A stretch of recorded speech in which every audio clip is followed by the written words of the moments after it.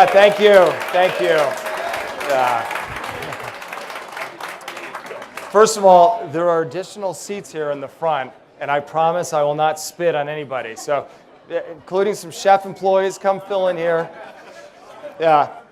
First of all, I want to say welcome to our new home, and a big round of applause for everyone that helped with this. So thank you.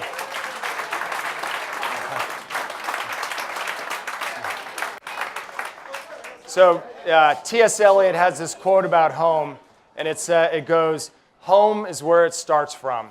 And for us, for the next chapter of Chef, this is all the heartbeat and the birthplace of where it will all start from.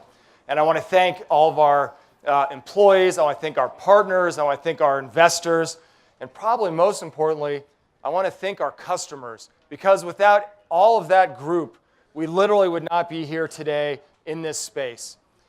Yeah, thank you.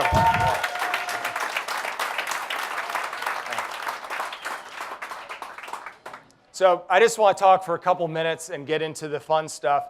There's two things I'd like to touch upon, a little bit about Chef, and I'd like to talk a little bit about this, our new home. So I get asked all the time, what does Chef do? And very simply, Chef automates software tasks. Tasks like how to provision a virtual server or a container, or probably more realistically, 10,000 of them at the same time in the cloud. Or how do we set up environments for games that 30 million people a day play for companies like Riot or Electronic Arts? Or how do we set up networks for companies like Citibank or Visa? These are all things that Chef does. And Chef's work is particularly important today because the software industry is exploding. Every single company in every single industry is becoming a software company to some meaningful degree. We all know that Microsoft's a software company, or Amazon's a software company, but Nordstrom is also a software company, and Disney is also a software company. Starbucks is also a software company. And if you're a software company today, and you want to drive and increase your rate of innovation, there's really a pattern of things that have emerged. And usually that innovation is all about how to drive delight for your customers. And we'll talk about this a little bit on the panel. But this pattern of three things have emerged.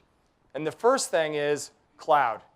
And you could talk a lot about cloud. What cloud really means for most companies, I think, is I want to spend less energy on my infrastructure, and I want to spend more energy on innovation.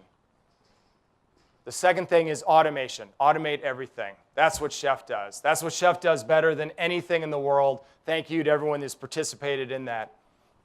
And then really the third thing is DevOps. And it's funny, I was involved in a DevOps discussion this morning with one of our key partners. And I think the best way to think about DevOps is simply the culture behind how to innovate at speed and at velocity.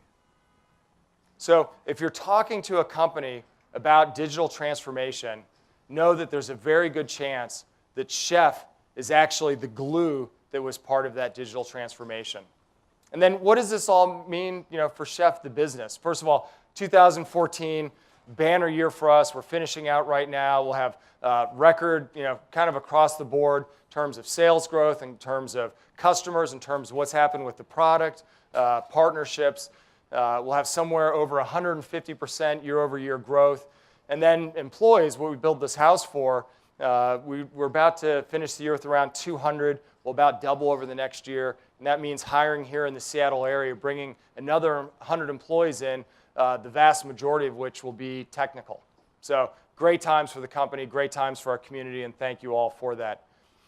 Let me transition and just talk very briefly about this space. So you've had a chance to look at it. It's a great space. It's a historic space, 619 Western. It was built in 1910 to be a waterfront warehouse. They'd unload stuff right across the street there.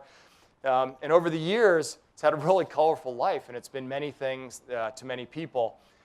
Starting in the late 70s, this was actually an artist colony with a whole bunch of very, very colorful groups that were here. One of them was an organization called the Sanctuary Art Group. And if you look, I don't know if you all can see, there's two big metal doors over here. these metal doors, we got 6 of them with the space. We weren't actually sure what to do with them. And Sanctuary Arts Center, who had been a tenant in the building, they're a great group. They provide a safe space for homeless youth and a chance for them to exhibit creativity and also to have some successes. And they actually painted these doors for us. And it's what they did was stories of classic fairy tales sort of set in Northwest settings. So please, as you walk around, you can find the doors in the space and look at them. And super happy that they did this for us and gave us that gift.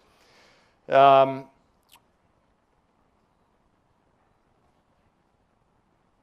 this is our home. And maybe the last thing I want to talk about, we're all here today at an open house, but I want to stress that just because the house is open today, it's actually open always. And we are an open source company, and it was not a mistake that we really aimed for this design element here.